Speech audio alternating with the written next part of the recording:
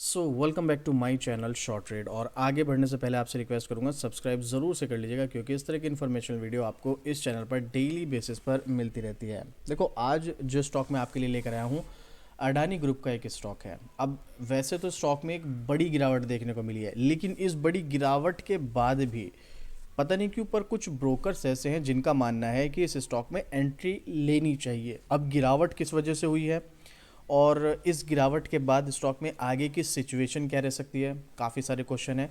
तो चलिए आज इस बारे में सब कुछ डिस्कस करने वाले हैं। अडानी ग्रुप के जिस स्टॉक की मैं बात कर रहा हूँ वो है अडानी एनर्जी सॉल्यूशन। आप देखो 11% के समथिंग की हमें गिरावट देखने को मिल रही है यहाँ पर। ठीक है, एक दिन की गिरावट है, किसी रीज़न की वजह से, किसी न्यूज़ की वजह से हुई होगी, बट अगर आप यहाँ पर पिछले एक महीने का चार्ट देखेंगे तो 18% ज़्यादा गिरावट, और 6 महीने का चार्ट देखेंगे तो 1.25% की तेज़ी है, जो कि हमें इंडिकेट कर रहा है कि स्टॉक में अप ट्रेंड ही था। बट पिछले कुछ दिनों से, दिसंबर की अगर हम बात करें, दिसंबर से लेकर अभी तक ऑलमोस्ट एक महीना होने वाला है, स्टॉक 20% गिर चुका है।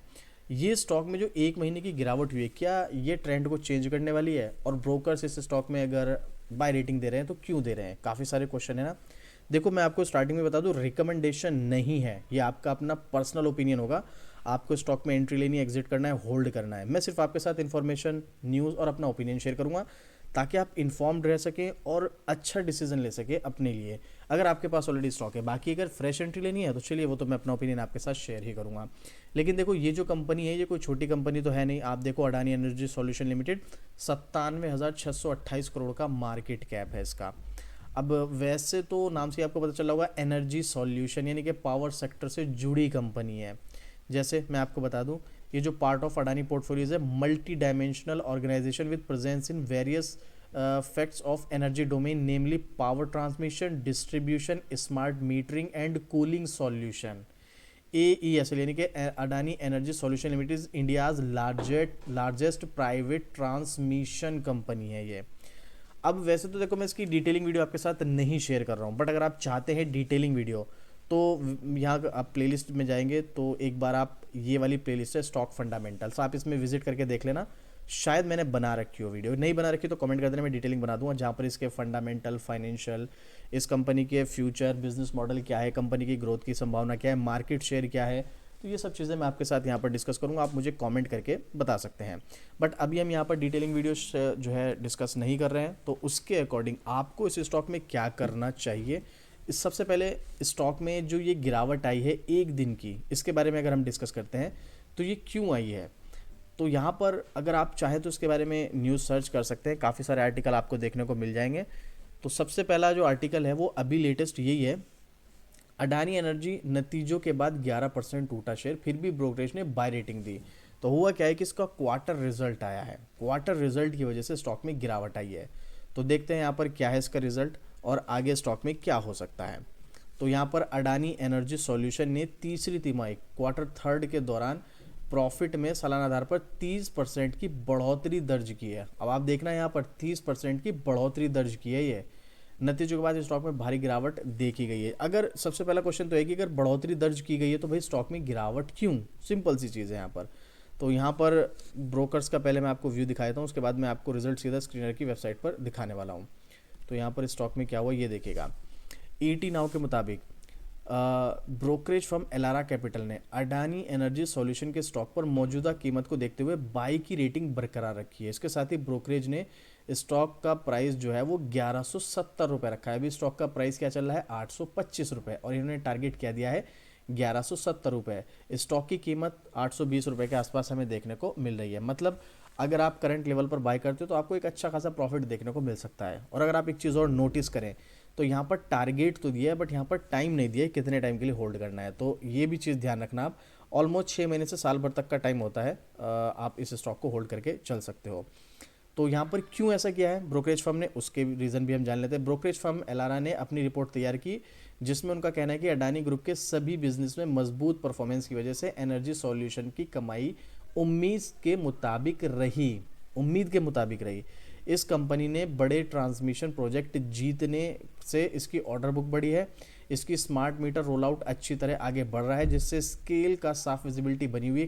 कंपनी के मजबूत पाइपलाइन सभी सेगमेंट में लॉन्ग टर्म ग्रोथ को सपोर्ट करती है। देख रहे हो यहाँ पर रीज़न बताया है उन्होंने यहाँ पर। इसकी ऑर्डर बुक वैल्यू काफ़ी अच्छी बढ़ी है, स्मार्ट मीटर का जो सेगमेंट है उसमें अच्छी तरीके से आगे बढ़ रही है, और इसकी सभी जो मजबूत पाइपलाइन है सभी सेगमेंट में लॉन्ग टर्म ग्रोथ को सपोर्ट कर रही है। मतलब क्लियरली यहाँ पर बताया गया लॉन्ग टर्म के पर्पज से ये स्टॉक अच्छा है, ऐसा मेरा नहीं ब्रोकरेज फर्म का मानना है, इसीलिए उन्होंने 1170 रुपये के समथिंग का टारगेट दिया है। अब ज़रा रिजल्ट देखते हैं यहाँ पर हम। ये इसका देखो फाइनेंशियल में डिस्कस नहीं कर रहा हूँ, अगर आप चाहें तो इसके बारे में थोड़ी सी डिटेलिंग जान सकते हैं। अडानी एनर्जी सॉल्यूशन, सीधा क्वार्टर रिजल्ट पर चलते हैं सबसे पहले।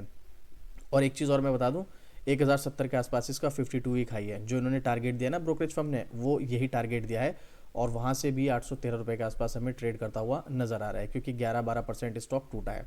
काफ़ी सारे इसमें कौन से जिसको हम इग्नोर नहीं कर सकते हैं। चलिए रिजल्ट की तरफ चलते हैं। तो ये रहा इसका दिसंबर का रिजल्ट। अगर आप देखोगे यहाँ पर 574 करोड़ का नेट प्रॉफिट हुआ है, जो कि पिछले क्वार्टर में 557 करोड़ का था। ओवरऑल देखा जाए तो यहाँ पर क्वार्टर ऑन क्वार्टर पर जो प्रॉफिट है वो बढ़ता हुआ नजर आया है। लेकिन दिसंबर अगर 2024 की बात करें हम लास्ट ईयर की, तो 625 करोड़ से घटकर 574 करोड़ रुपए रहा। यहाँ per year on year basis पर जो प्रॉफिट है वो घटा है, लेकिन प्रॉफिट घटा है, लॉस मेकिंग नहीं हुई है। अब कभी कभी क्या होता है कि कोई भी कंपनी के जो नतीजे होते हैं वो अनुमानिक तौर पे होते हैं। जैसे भाई मान लो कि अनुमान किया गया था कि भाई लगभग 650 करोड़ का प्रॉफिट होगा इस कंपनी को, उतना ही हुआ। अब ज़रूरी नहीं है कि वो 650 करोड़ हर बार पिछले फाइनेंशियल ईयर से ज़्यादा ही होने चाहिए ईयर ऑन ईयर बेसिस पर। कभी कभी कम भी हो जाते हैं, कभी कभी ज़्यादा भी जाते हैं। ओवरऑल आप देखोगे जितना अनुमान होता है मार्केट के अनुमान के अनुसार अगर चल रहा है तो सब ठीक है, कोई प्रॉब्लम नहीं, ये अनुमान के अनुसार ही है। बट क्या है ना कि ईयर ऑन ईयर बेसिस पर प्रॉफिट घटा है तो थोड़ा सा प्रेशर बना है, और वो प्रेशर 1-2 दिन का ही रहेगा, ज़्यादा 3 दिन का 4 दिन का, इससे ज़्यादा नहीं रहेगा। तो यहाँ पर रिजल्ट में थोड़ी सी प्रॉफिट में गिरावट देखने को मिली, इसका थोड़ा सा प्रेशर बना, इस वजह से स्टॉक में गिरावट आई। तो ये कोई बहुत बड़ी चीज़ नहीं है, इसमें 1-2 दिन गिरावट रहेगी, उसके बाद स्टॉक नॉर्मली परफॉर्मेंस करने लगा, बस इतना ही होगा, इससे ज़्यादा कुछ नहीं होने वाला है। तो ये चीज़ है, बाकी इसमें और कोई प्रॉब्लम वाली बात नहीं है। बाकी ब्रोकरेज फर्म ने यहाँ पर टारगेट वगैरह दिया, वो सब मैं आपके साथ डिस्कस कर चुका हूँ। अगर आप लॉन्ग टर्म के पर्पज से जाना चाहते हैं तो देखो लॉन्ग टर्म में इसमें रिटर्न मिलने के चांसेस हैं। गारंटी मार्केट में किसी चीज़ की होती नहीं, भले ही अडानी ग्रुप हो, रिलायंस ग्रुप हो, टाटा ग्रुप को, कोई भी हो, गारंटी नहीं होती है। इसकी प्रॉफिट ग्रोथ काफ़ी अच्छी है, सेल्स ग्रोथ भी ठीक ठाक है, अच्छी खासी है, और रिटर्न इक्विटी भी ठीक है। बट स्टॉक प्राइस यार उतना अच्छा नहीं है जितना होना चाहिए था, क्योंकि 3 साल का तो बल्कि आप देखोगे तो नेगेटिव है, और लास्ट ईयर का तो बस 3% का, और 5 साल का भी 12% कोई खास है नहीं। 10 साल का चलो अच्छा है 36% का। लॉन्ग टर्म की ग्रोथ के हिसाब से फिर भी यहाँ पे चांसेस हैं, जिस हिसाब से कंपनी काम कर रही है, इसकी बुक वैल्यू है, कंपनी की फ्यूचर प्लानिंग्स हैं, वो सब चीज़ें। और प्लस भाई सबसे बड़ा नाम तो उसका अडानी ग्रुप का जुड़ा हुआ है, और अडानी ग्रुप बिजनेस को लेके कितनी तेज़ी से एक्सपेंड कर रहा है हर फील्ड में, हर सेक्टर में, मुझे नहीं लगता उसके बारे में मुझे यहाँ पर डिस्कस करने की ज़रूरत है, आप बहुत अच्छी तरीके से जानते हैं। लेकिन यह है कि फिर भी चाहे अडानी ग्रुप की कंपनी हो चाहे किसी भी कंपनी हो, हमें उसके बारे में एटलीस्ट पता होना चाहिए कि उनकी फ्यूचर प्लान्स क्या चलिए और आगे क्या स्ट्रेटजीज़ हैं जिसको लेकर उनका फ्यूचर ग्रोथ कर सकता है, और आगे हमें भी उस चीज़ का फ़ायदा हो सकता है। तो यहाँ पर चांसेस तो हैं, बट याद रखना हो सकता है थोड़ा स्लो रिटर्न निकाल के दे, ये भी चीज़ ध्यान रखना। पिछले 1 साल यहाँ पर 9% की तेज़ी रही है, बस आप देख लो। अगर चलो मैं गिरावट को भी ख़त्म कर दूँ, ये तो गिरावट है, गिरावट को भी ख़त्म कर दूँ तो देखो 38% के समथिंग की तेज़ी देखने को मिली है। कंपेयर करोगे स्मॉल कैप या माइक्रो कैप से तो बहुत कम है, लेकिन यहाँ पर उसी के कंपैरिजन में थोड़ा रिस्क भी कम होगा। अडानी ग्रुप को लेकर काफ़ी सारे लोगों के डाउट्स हैं कि भाई अडानी ग्रुप काफ़ी टाइम से रिकवर नहीं हो पा रहा है, लेकिन याद रखना भाई रिटर्न तो दे ही रहा है ना, ऐसा तो नहीं है कि रिकवर तो हो रहा है, थोड़ा स्लो हो रहा है, फास्ट नहीं हो रहा है, बट रिकवरिंग तो चल रही है। और अडानी ग्रुप आने वाले टाइम में क्या करेगा क्या नहीं, वो तो टाइम ही बताएगा। अभी टेक्निकल की अगर हम यहाँ पर बात करें तो देखो ये कैंडल बनी है, इसमें लास्ट ट्रेडिंग डे पर बहुत बड़ी जो रेड कैंडल है, बट मुझे लगता है हो सकता है नेक्स्ट कैंडल जो यानी कि कल ही इसमें आपको रेड कैंडल नहीं बल्कि ग्रीन कैंडल देखने को मिले। और मान लो अगर रेड कैंडल हो भी जाती है तो 1-2 दिन रेड कैंडल होगी, उसके बाद उससे ज़्यादा नहीं होगी, उसके बाद स्टॉक नॉर्मली परफॉर्मेंस करेगा। बट इसका मतलब ये मत समझना कि अगर इसमें ग्रीन कैंडल बनी तो एकदम से तेज़ी आएगी और मैं इसमें एंट्री ले लूँ, नहीं, स्टॉक आपको परेशान ही करेगा। परेशान से मतलब देखो इस तरीके से चलेगा जैसे यहाँ पर चल रहा है, थोड़ा सा नीचे गया फिर थोड़ा सा ऊपर चला गया, थोड़ा सा नीचे आ गया फिर थोड़ा ऊपर चला गया, ऐसे ही चलेगा। अगर आप टेक्निकल जानते हो तो बहुत अच्छी बात है, आप यहाँ पर अच्छा प्रॉफिट बना सकते हो। नहीं जानते हो तो लॉन्ग टर्म के पर्पज से ये सब चीज़ों को देखने के बाद इसमें एंट्री ली जा सकती है। और ये मेरा पर्सनल ओपिनियन है, रिकमेंडेशन नहीं है, मैं आपको बार बार बोल रहा हूँ, कोई रिकमेंडेशन नहीं है, पर्सनल ओपिनियन है। ली जा सकती है, लॉन्ग टर्म में आपको रिटर्न निकाल के दे सकता है, बट शॉर्ट टर्म में यहाँ पर आपको प्रॉब्लम देखने को मिल सकती है। अब आपको क्या लगता है इस स्टॉक के बारे में, इस न्यूज़ के बेस पर, ब्रोकर्स को लेकर, ये रिजल्ट को लेकर अपना ओपिनियन ज़रूर से कमेंट कीजिएगा। और इसके अलावा micro cap small cap stock में इंटरेस्टेड है तो डेली आपको मेरा दूसरा चैनल है यहाँ पर स्टॉक इन्फो, इसको सब्सक्राइब कर लीजिएगा। यहाँ पर आपको small cap micro cap stocks की डेली अपडेट मिलती रहती है। बाकी इस तरह की डेली अपडेट के लिए शॉर्ट ट्रेड को सब्सक्राइब भी जरूर से कर लीजिएगा और अपना ओपिनियन जरूर शेयर करना इस स्टॉक को लेकर आपको क्या लगता है। तो चलिए मिलते हैं फिर से इसी तरीके एक और ज़बरदस्त इन्फॉर्मेशनल वीडियो के साथ, तब तक के लिए जय हिंद।